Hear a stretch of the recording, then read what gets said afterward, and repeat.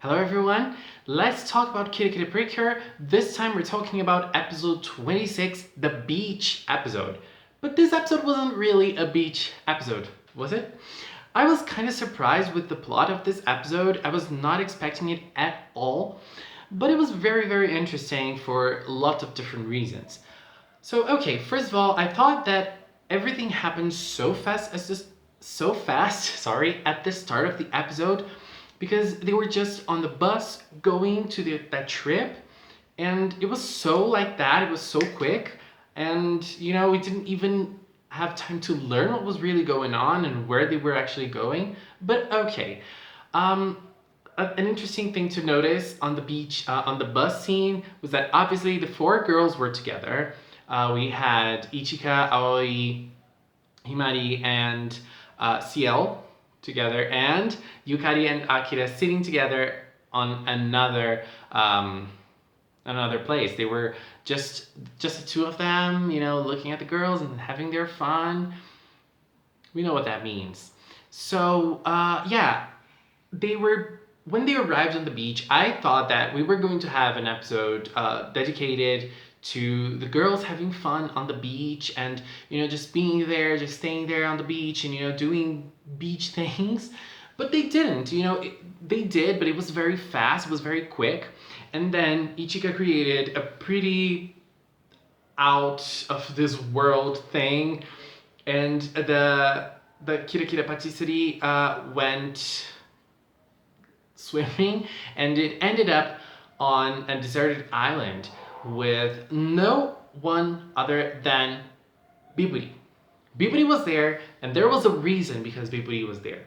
Biburi was there because after the battle that she became a monster, she fused with Iru, which is her doll, and they became a very big monster, and they were defeated by Cure Parfait. After that fight, she was very afraid of going and having to confront Noir-sama, so she fled, and she ended up on that deserted island.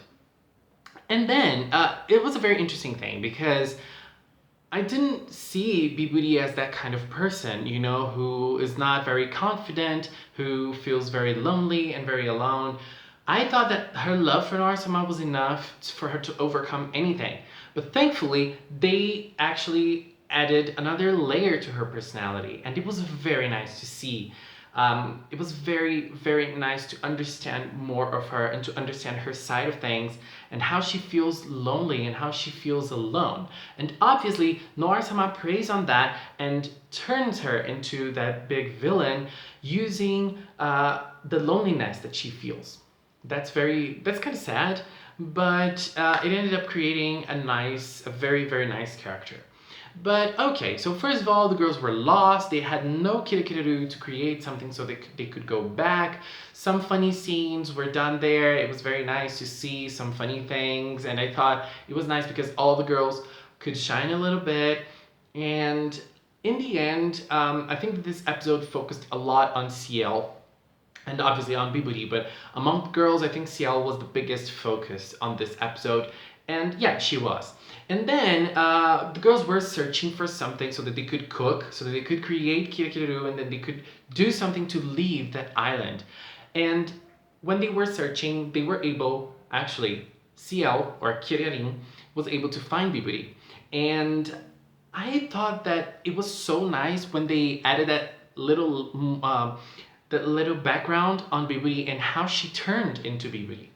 We don't know much about it, and we don't know where she was or who she was before she was Biburi, but we only knew that she was completely alone. She was completely by herself, and she ended up becoming Biburi because Noir-sama found her, and it's very interesting because everything about how Noir-sama talks to her and treats her reeks of abusive relationship to me, but at the same time, he says the things that she wants to hear, and she believes in them. It's obviously not true, and I don't think that they want to actually go there with Precure, but we as older people, we can understand those things, we can understand those signs, and we can see how how strong those things are, because they exist in our society in so many different ways. And that's how Noir controls her. He doesn't only control Bibi as a brainwashing mechanism. No, he uses the feelings she has for him, and those feelings can have a wide array of different feelings. You know, it can be like paternal love, or even platonic love. I don't know yet, but he uses that to his advantage to turn Bibidi into a villain. And then it's interesting because she was a very young kid. Now she's grown up and she's probably a teenager. I don't know, but she became Bibidi, or actually a villain, when she was very young. So what was she doing until she grew up? Why was Noir-sama going after villains for such a long time back then, and nothing happened? Maybe, yeah, there was probably a big fight in the past because there is the ancient Precure, but I don't know. I'm very curious, and I don't really know what Noir-sama was trying to do by using Bibidi as a villain and creating that moment with her. And to be honest, that was it in the episode, right? I think that CL got a little Mary Sue in this episode. It was so strange seeing her go all the way just to give Bibidi a sweet, and I don't know. It felt a little bit out of place for CL. If it was Ichika, I would understand, but for CL, I don't know. I know she looked at Bibidi's eyes and she saw how lonely she was, but that's not the case. I mean, that's not the case for her to go over the top like she did. But anyways, CL acting like that actually made her develop that new thing, that new Pegasus thing, right? Her her rainbow colored marble turned into a Pegasus thingy, and I don't know what's that gonna do with her or her powers, but I'm pretty sure that it's going to develop into a new power, maybe a new weapon, maybe a group power. We don't know yet, but I'm very curious to see what's going on, what's gonna happen in the next episodes. And I'm really, really excited for more Kirakira. I'm really excited for next episode. We're gonna have a showdown between Aoi and Misaki. I think it's Misaki, her name. Misaki is the name of Ganashi's vocalist, which is Aoi's big inspiration. And I think Aoi is such a nice character, and I really think that she's gonna shine. I mean, she shines every episode in a way, but I love her focus episodes. You know, her episodes and the episodes in which Aoi is the focus are amazing. To be honest, all of the episodes in which the girls are the focus are great, because this cast is brilliant, and I'm really sure that next episode we're gonna have great news. So guys, thank you so much for watching. Please leave a comment with your opinions on episode 26.